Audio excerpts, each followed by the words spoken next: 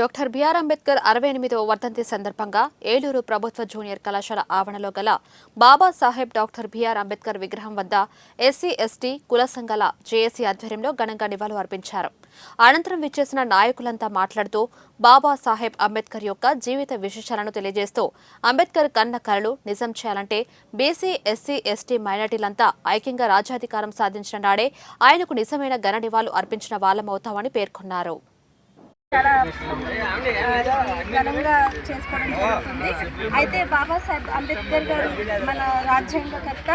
ఆయన ఎన్నో శ్రమలు పడి ఎన్నో విధాలుగా ఎన్నో ఇబ్బందులు పడి రాజ్యాంగాన్ని మనకి కర్తగా ఉన్నారు.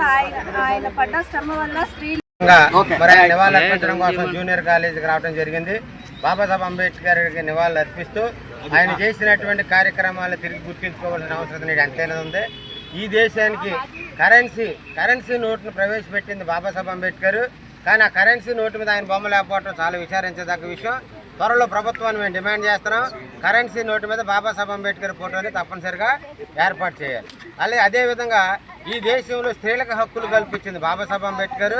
హిందూ బోర్డు బిల్లు ప్రవేశపెట్టి ఆ హిందూ బోర్డు బిల్లు వల్ల ఈరోజు భారతదేశంలో ఈ మనవాద వ్యవస్థలో పురుషుడితో పాటుగా సమానమైన హోటా ఆస్తిలో కానీ విద్యలో కానీ ఉద్యోగాల్లో కానీ అన్ని రంగాల్లో కూడా వాటా కల్పించింది బాబాసాహెబ్ అంబేద్కర్.